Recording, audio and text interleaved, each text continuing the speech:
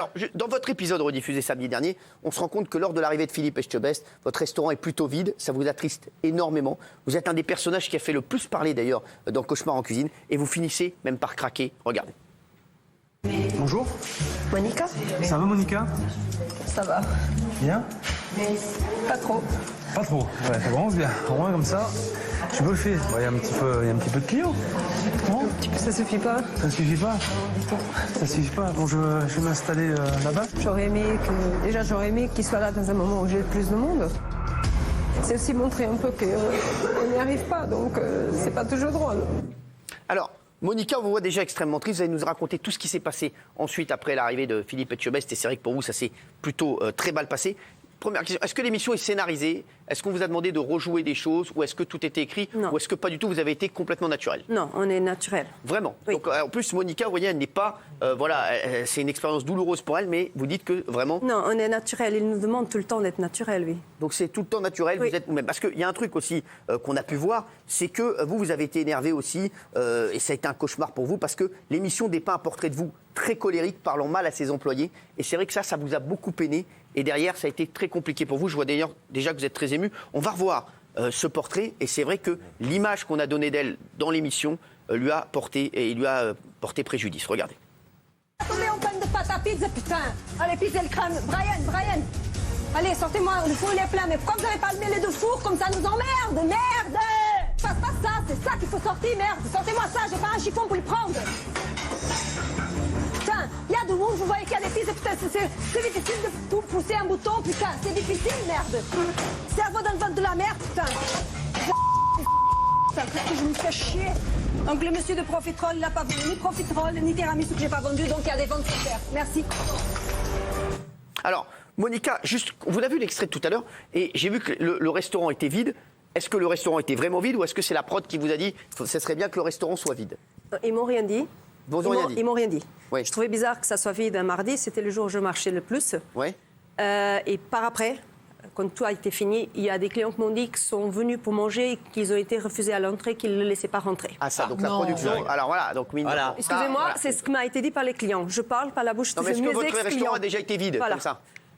Il y a des jours où on marche pas bien. Parce que là, c'était pour la mise en scène. Des clients Et le on mardi. peut limite le comprendre. Oui, C'est mais normal qu'ils le aussi. disent. C'est un spectacle, on fait de la mise en scène. Voilà. Forcément. Mais donc, ils ont bloqué les clients à l'entrée pour leur dire, voilà, il faut que le restaurant soit vide parce que c'est normal et c'est de la scénarisation. Donc, la réponse est, est-ce que l'émission est scénarisée? Oui, et c'est normal, Jean-Michel. Comme par hasard, à chaque épisode, le restaurant est vide quand Etchebest vient faire le bilan. Et quand il le remplit artificiellement en payant le repas à des gens qui sont payés par M6 pour venir remplir le restaurant, dès qu'on en interroge un, c'est dégueulasse, c'est pas bon, ça fait longtemps que j'attends, j'ai pas été servi, etc. Il n'y a jamais un client content. Comme par hasard, c'est à chaque fois scénarisé. Toujours. Alors, non, Toujours. mais c'est normal. Julien, je vais vous donner la parole après. Vous avez eu Moi, un problème en plus. J'ai eu une cliente qui m'a dit, Monica, j'ai dit que c'était pas bon, ils m'ont demandé de le dire. Ah, Ça, voilà. elle me l'a Voilà. dit. Qu'est-ce qui s'est passé?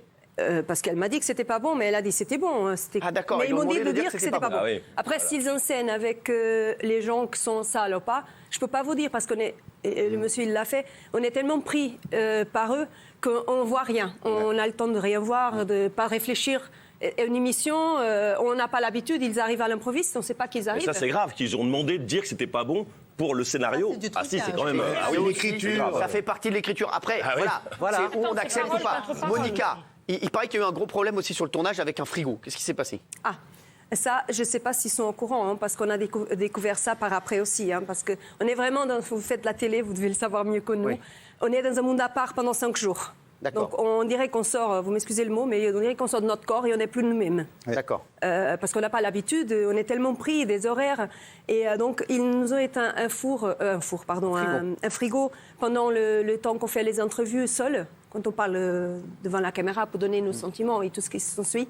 Et c'était le four, il y avait la pâte à pizza. Ah, le C'est pour frigo, ça il y avait la pâte à pizza. Voilà, donc il a été éteint longtemps. On s'est rendu compte très tard. Je crois qu'ils se sont rendus compte les matins, mes salariés, à l'époque, et ils m'ont rien dit. Et moi, je voulais comprendre pourquoi cette pâte, elle n'était pas bonne, parce qu'on l'avait fait le mardi matin, et c'était pas possible qu'elle soit pas bonne, cette pâte. Mais il l'avait Apparemment, ils l'ont donné sur l'amour et dans le pré. Il l'avait éteint sous le petit bouton. Intentionnellement? Oui, pour pas avoir les bruits des mouteurs. C'est pas intentionnellement, ils n'ont pas bien vu. Alors, Voilà. C'est pas intentionnel, non, bien sûr. Ils l'ont pas rallumé après. Oui, mais personne n'a réfléchi à pas été dit allumer ensuite. ses fours, ses frigos pour... Alors, lors de votre portrait au début d'émission, on vous aperçoit en train de préparer la mise en place toute seule, comme si aucun employé ne vous aidait au restaurant. Et il paraît que la prod vous a demandé ce jour-là de passer vous-même la serpillière pour montrer que vous étiez seul dans cette galère. Vous aurez même demandé de ne pas appeler votre extra de d'habitude pour que l'ambiance du resto puisse être bien tendue. Regardez. C'est fou quand même. J'arrive entre 9h et 9h30. Mes salariés, déjà, ils sont jamais à l'heure. Et je fais tout.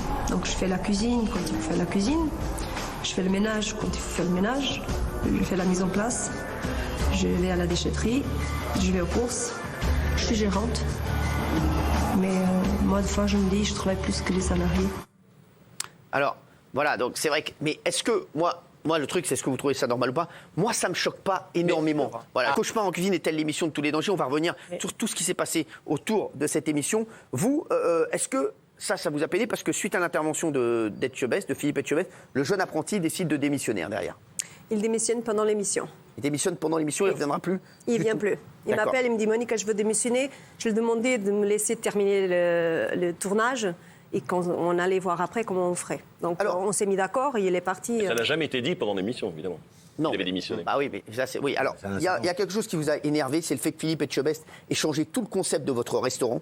Avant que vous avant que vous en parliez avec lui, on va regarder à l'image ce qui s'est passé. Et ça vous a beaucoup peiné.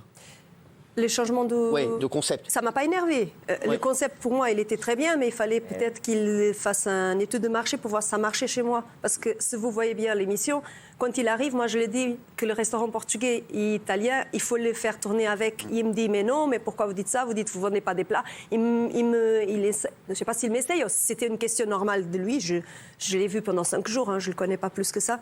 Regardez, il a complètement changé le concept du restaurant. Et du plat qu'on va faire ensemble, c'est de reprendre un classique de la cuisine portugaise, à savoir le caldo verde. Oui.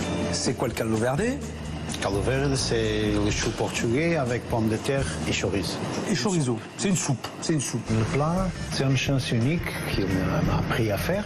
Et là, je suis très fier de pouvoir servir ça au restaurant. Alors, ça, donc ils ont changé complètement le concept.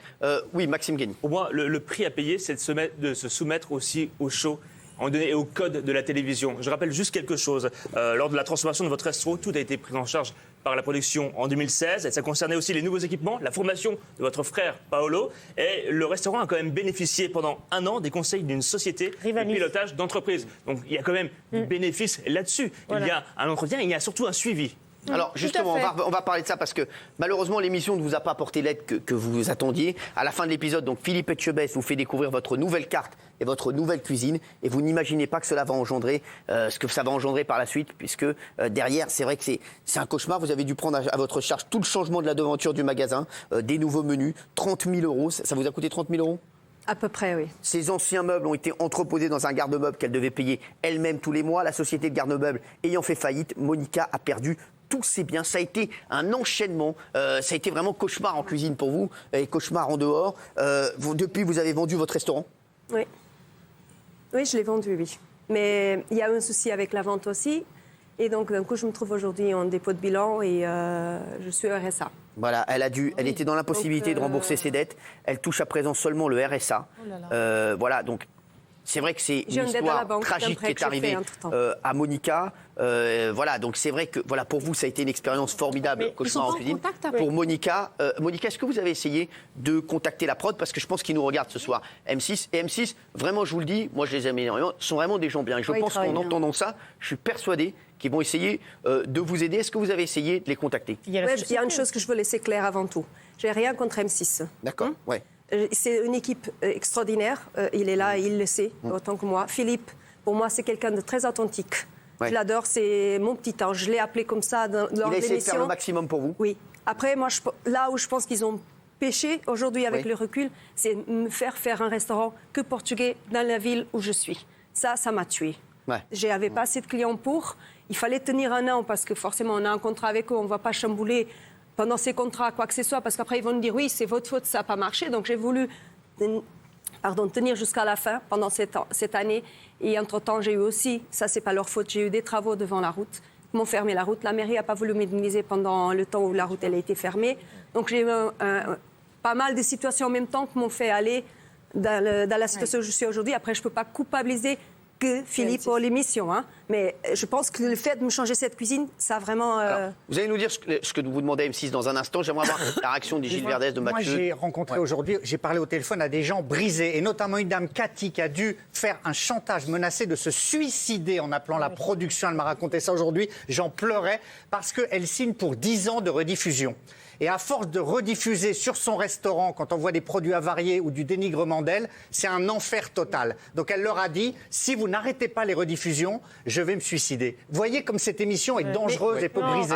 Par ailleurs, cette émission, elle fait du bien aussi. Voilà. Julien, il revient de très loin grâce à l'émission. Isabelle. Pardon, mais alors, et ça, franchement, on est à la limite du dénigrement. Je trouve que c'est grave, parce que c'est quand même 70%. C'est des témoignages. 70%. Mais moi, je t'en trouve 15 dans le sens inverse. Ah bah trouvez-les, moi j'en ai trouvé 2, trouvez-les vos 15. Mais je les ai. Ah bah elles sont où alors?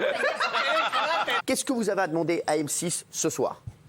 Moi, j'aimerais juste qu'ils arrêtent de me diffuser, c'est tout. Vous voulez plus être diffusé? Non. Pourquoi ça vous porte vraiment préjudice? Oui, parce que je reçois des messages au quotidien chaque fois qu'il y a la transmission de l'émission, les jugements.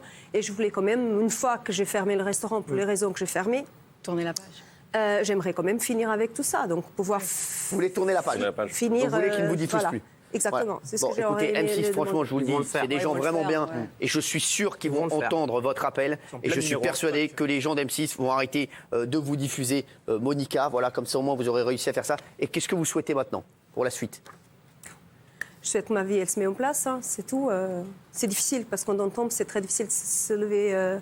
C'est plus long à se lever qu'à tomber. Donc, En tout cas, je voulais vous faire un gros bisou parce que vous êtes magnifique en plus. Franchement, Monica, elle est magnifique. Et si on peut vous aider, eh ben, franchement, on le fera avec plaisir. Et je pense vraiment qu'M6 va vous aider.